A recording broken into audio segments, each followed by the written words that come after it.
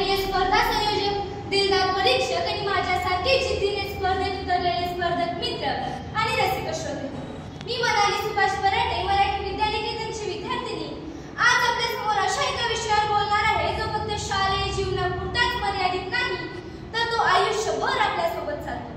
तो विषय म्हणजे शाळेतल्या सांस्कृतिक कार्यक्रमाचे महत्त्व. पुस्तकं आपल्याला ज्ञान देतात, पण कार्यक्रम आपल्याला अनुभव देतात.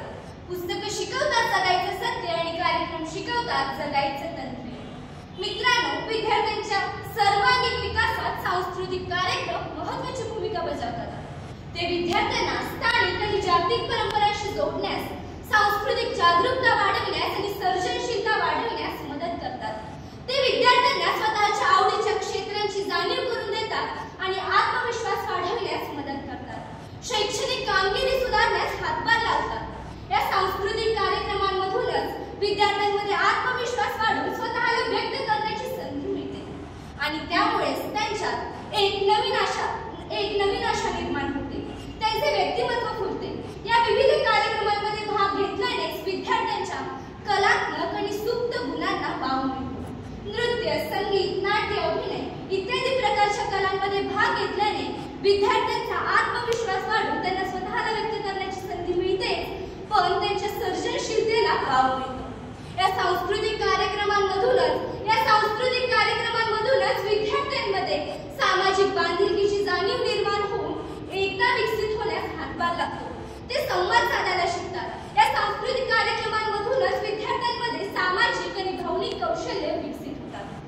सांस्कृतिक उपक्रम म्हणजे असे कार्यक्रम आणि अभिव्यक्ती जे समुदायाच्या परंपरा आणि मूल्यांचे प्रतिनिधित्व करतात. या सांस्कृतिक कार्यक्रमांमध्ये अनेक गोष्टी येतात. नृत्य, संगीत, नाट्य, अभिनय इत्यादी कलांमधून त्यांना स्वतःला व्यक्त करण्याची, त्याचबरोबर सर्जनशीलता वाढते, क्रिया सर्जनशीलता वाढते. शाळेमध्ये साजऱ्या होणाऱ्या रांगोळी, मधुबनी, वारली इत्यादी प्रकारच्या कला प्रदर्शनातून क्रिया सर्जनशीलता वाढून त्यांच्यात अनेक आशा निर्माण होतात.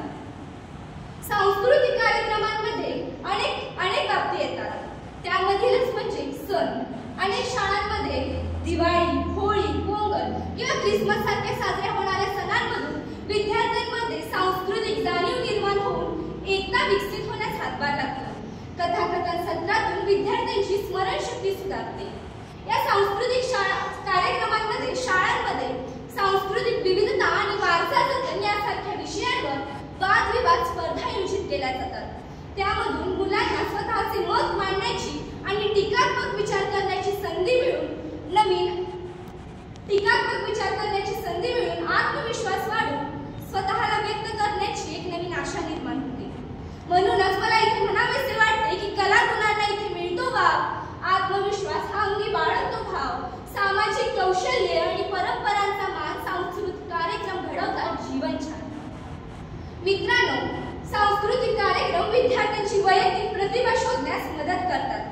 या सांस्कृतिक कार्यक्रमांमधूनच विद्यार्थी नवीन कार्यक्रमांमध्ये सहभागी होऊ शकतात. त्यांच्या स्वतःमधील गुणांची त्यांना आस येते. त्यांना खूप आनंद होतो. या सांस्कृतिक कार्यक्रमांमध्ये सहभागी होऊन विद्यार्थी अनेक नवीन ठिकाणी अनेक नवीन कलांना प्रोत्साहन देत नवीन कलांचे ज्ञान अवगत करू शकतात. या सांस्कृतिक कार्यक्रमांमध्ये अनेक कार्यक्रम येतात. जागतिक स्तरावर तर ते वेगवेगळे आहेत.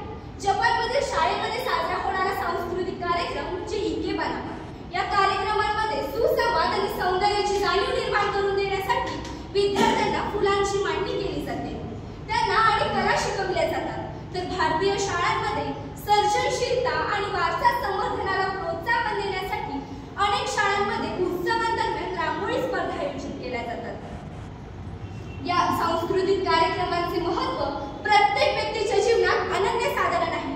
आपले अब्दुल कलाम म्हणतात की एका सांस्कृतिक कार्यक्रमात गेले असता विद्यार्थ्यांना म्हणतात की तुम्ही शास्त्रज्ञ बना, पण कलाकार बनायला विसरू नका, कारण कला तुमचं मन समृद्ध करते.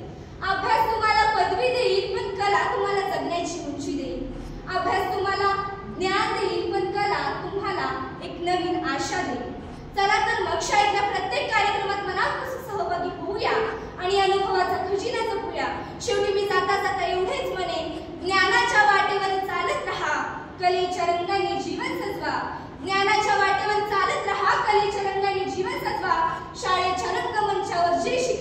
ते आयुष्यभराच्या आठवणी